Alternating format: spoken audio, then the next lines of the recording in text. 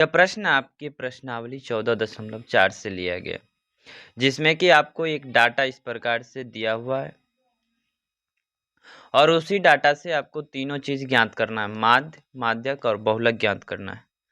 तो मैं आपको इस वीडियो में बारी बारी से माध्य, माध्यक और बहुलक निकाल के आपको सिखाऊंगा कि कैसे माध्य, माध्यक और बहुलक निकालते हैं।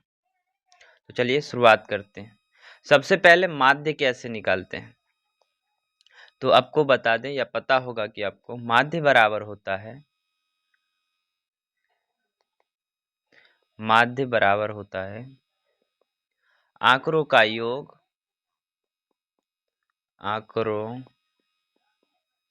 का योग बट्टे में आंकड़ों की संख्या, बट्टे में आंकड़ों की संख्या। ठीक है, अब आंकड़ों का योग कैसे निकालेंगे, तो आपको सभी संख्या से को जोड़ना है सभी में।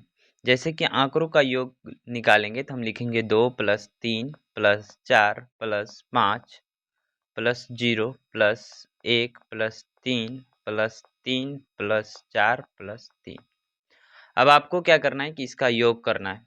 आप योग करेंगे तो 2 3 5 4 9 5 14 1 15 3 18 3 21 और 4 25 और 25 और 3 28, यानी कि आंकड़ों का योग जो होगा वो आपको 28 आएगा। अब देखना है कि आंकड़ों की संख्या कितनी है, आंकड़ों की संख्या यानी कि इसमें कितनी संख्या दी हुई है। तो 1 2 3 4 5 6 7 8 9 10, यानी कि आंकड़ों की संख्या की बात की जाए अब, तो आंकड़ों की संख्या कितनी है, तो आंकड़ों की संख्या कितनी है, तो आंकड़ों की संख्या 10 है। तो माध्य बराबर कितना हो जाएगा, माध्य बराबर आपका हो जाएगा 28/10, या फिर इसको हम लिख सकते हैं 2.8। ठीक है, तो माध्य का एक ऐसे भी फॉर्मूला लिखते हैं कि सिग्मा एक्स एफ बट्टे सिग्मा एफ। क्या लिखते हैं, सिग्मा एक्स एफ बट्टे सिग्मा एफ, यानी कि आंकड़ा कितनी बार है और कौन सा आंकड़ा, उनका योग बट्टे कितनी बार आया है वो भी। ठीक है, तो ये था माध्य। अब माध्यक कैसे निकालेंगे, तो माध्यक में हम क्या करते हैं कि सबसे पहले असेंडिंग या डिसेंडिंग ऑर्डर में लिखते हैं। हिंदी में बोले तो बढ़ते क्रम या फिर घटते क्रम में हम पहले संख्याओं को सजाते हैं। ठीक है, तो हमारे पास क्या है संख्या, मैं इसको आपके लिए यहाँ पे लेके आता हूँ नीचे में, जिससे कि आप इसको समझ पाएंगे और देख पाएंगे। तो थोड़ी सी और, थोड़ा सा और, थोड़ा सा और हाँ, ये रहा संख्या।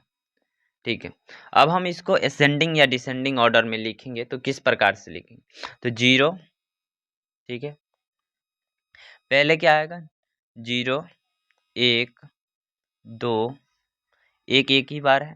ठीक है, 2 कितनी बार है, एक बार है। 3 कितनी बार है, 1 2 3 4 बार है 3, तो 4 बार 3 लिखेंगे, 3 3 3 3 1 2 3 4 बार हो गया 3। उसके बाद क्या है, 4 है और 5 है, 4 और 5 एक एक बार ही है, नहीं 4 2 बार है। 4 कितनी बार है, तो 4 2 बार है, तो एक 4 और ये 5। अब हमने क्या किया, बढ़ते क्रम में लिख दिया। अब आपको क्या करना है कि सबसे बीच वाली संख्या खोजना है। अब बीच वाली संख्या कैसे होगा, तो आपको सबसे आसान तरीका मैं बताऊँ, दोनों तरफ से इधर से भी और इधर से भी एक एक संख्या को आप काटते जाओ। एक को इधर काटा, एक को इधर, फिर एक को इधर, फिर एक को इधर, फिर से एक को काटा, फिर से एक को काटा, दोनों तरफ 3 3 कटा, फिर इधर भी 3 कट दी, इधर भी 3, 4। अब बीच में क्या बच गया, 2 संख्या बच गया। यदि हम दोनों को काट देंगे तो बीच में कुछ नहीं बचेगा। तो ऐसे में हम क्या करते हैं कि जब बीच में हमें 2 संख्या मिले तो माध्यक बराबर हो जाएगा, माध्यक बराबर हो जाएगा कि बीच वाली संख्याओं का योग 3 + 3 बट्टे का 2, यानी कि 6/2 बराबर हो जाएगा 3, यानी कि यह आपका माध्यक हो जाएगा। यदि हमें बीच में केवल एक संख्या, मानो कि यहाँ से कुछ और लगा दो, एक और 0 लगा दो, और हमें बीच में केवल एक संख्या बचता, तो वही हमारा माध्यक होता है। ठीक है, समझ गए। अब बहुलक क्या होता है, तो बहुलक के लिए भी मैं आपको बताता हूँ कि बहुलक क्या होता है। तो बहुलक में भी आपको देखना है कि सबसे अधिक बार कौन आया है, यहीं पे मैं लिख देता हूँ बहुलक भी, ठीक है।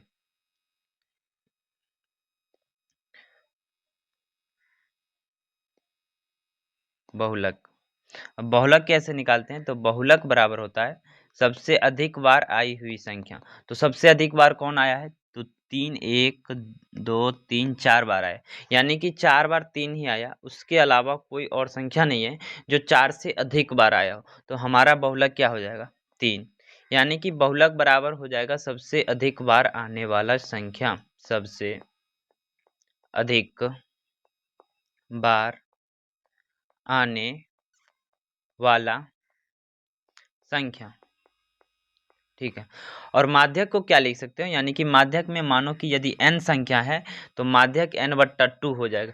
यदि उसमें भी कोई और दो संख्या यदि बच जाता है तो n+1/2 हो जाएगा, ठीक है। तो n क्या है, पूरी टोटल संख्या, यानी कि कितनी है। यदि 10 है तो 10 में आपको बच जाएगा कितना, 5। 10 का आधा करोगे तो 5, लेकिन ये सम संख्या है, सम संख्या है, इसमें 2 बच जाएगा। तो पांचवा संख्या और छठा संख्या को दोनों को जोड़ के हम 2 से भाग दे देंगे, ठीक है। तो हमें उम्मीद है कि आपको माध्य, माध्यक और बहुलक पूरे अच्छे तरीके से समझ में आ गया होगा। तो यदि कहीं पे डाउट रह गया हो तो आप कमेंट कर सकते हैं। यदि अच्छा लगा हो तो अपने दोस्तों तक शेयर कीजिएगा और वीडियो को लाइक कर दीजिएगा, ठीक है। मिलते हैं फिर आपसे किसी और नए टॉपिक के साथ, तब तक के लिए धन्यवाद।